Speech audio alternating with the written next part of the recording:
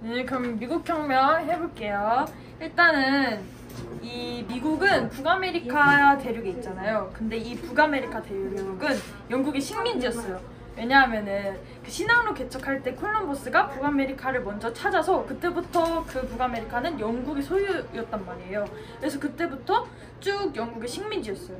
근데 17세기 이후부터 영국의 시민들이 그 북아메리카로 이주를 해요. 왜냐하면은 그때 그 당시에 영국에는 왕이 있었는데 그 왕이 영국 국교회를 믿는 거예요. 그래서 영국 국교회를 믿지 않고 천교도 이런 다른 종교를 믿는 사람들을 다 억압하고 영국 국교회를 믿으라고 그렇게 했어요. 그래서 이제 그렇게 억압을 받은 대부분의 천교도인 그런 사람들이 다 북아메리카로 이주를 떠나요. 그래서 13개의 식민지가 건설이 되고 처음에는 좀 광범위하게 정치를 해요. 그래서 독자적으로 의회도 구성하고 그렇게 좀 이렇게 하고 영국도 딱히 간섭을 안 하는데 이제 영국이 막 프랑스하고 7년 전쟁하고 막 여기저기서 전쟁을 하다 보니까 재정이 악화가 돼요. 재정이 악화가 되니까 자기들도 이제 돈이 없는 거죠. 그래서 이제 돈이 이제 생기려면 대부분 국민들한테 세금을 많이 걷잖아요. 근데 영국은 국민들한테 세금을 안 걷어도 이렇게 식민지가 많았기 때문에 식민지에서 세금을 걷는 것만으로도 충분했어요. 그래서 이제 식민지들한테 막 뭐 인지세, 차세 이런 말도 안 되는 세금을 걷기 시작해요. 그래서 당연히 무슨 뭐 종이에다가 세금을 붙여 이렇게 막 말도 안 되잖아요. 그래서 이제 당연히 식민지인들이 말이 안 된다고 생각하고 그 납세 거부 운동을 해요. 그래서 대표 없는 곳에는 과세할 수 없다. 너네가 우리한테 해준 것도 없는데 우리는 왜 너네한테 세금을 해야 되냐? 우리 여태까지 우리끼리 잘 해왔는데 왜 갑자기 그러냐? 이러면서 거부 운동을 벌이는 거예요. 그래서 이제 영국도 당황해요. 원래 얘네가 안 그러다가 갑자기 막 이렇게 우리는 얘네가 이렇게까지 반발할 줄 몰랐는데 막 반발을 하니까 당황을 해서 차세를 제외한 세금을 모두 없애요. 그러고 나서 이제 미국이 북아메리카인들의 대부분이 영국인들이잖아요. 다 이주를 해와서. 그래서 차를 되게 좋아했어요. 진짜 차를 하루에 막 10잔 먹고 아침에 일어나면 차 먹고 밥 먹고 차 먹고 이렇게 차를 되게 좋아했는데 그 차를 그 동인도 회사한테만 독점권으로 동인도 회사만 살 수 있게 해준 거예요.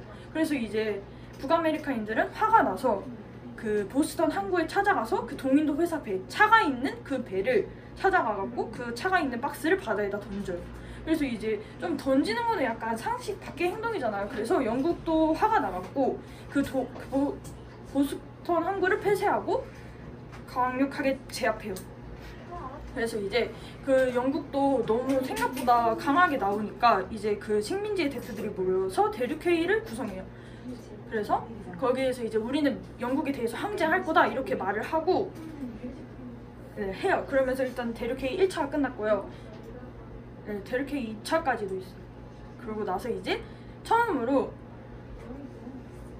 식민지의 민병대하고 영국군이 충돌을 해요. 이게 렉싱턴 전투인데 거기에서 영국군이 이겨요. 당연히 식민지는 아무런 준비도 안 돼 있으니까 영국군이 이기게 돼요.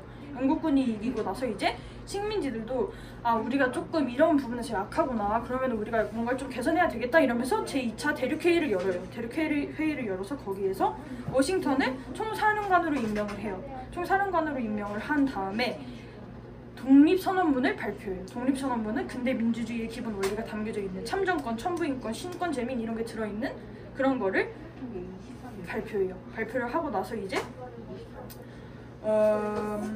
또 전투가 일어나는데 이번에는 이게 요크타운 전투인데 이 전투는 프랑스도 도움을 주고 왜냐면 프랑스는 영국을 실업했기 때문에 영국이 잘 나가면 안 되니까 도와주고 그 프랑스의 연합군이었던 에스파냐 이런 나라들도 함께 도와줘요. 그렇게 도와주고 또 워싱턴도 총사령관으로 선출이 됐으니까 이렇게 막 하면서 그 요크타운 전투에서 승리해요.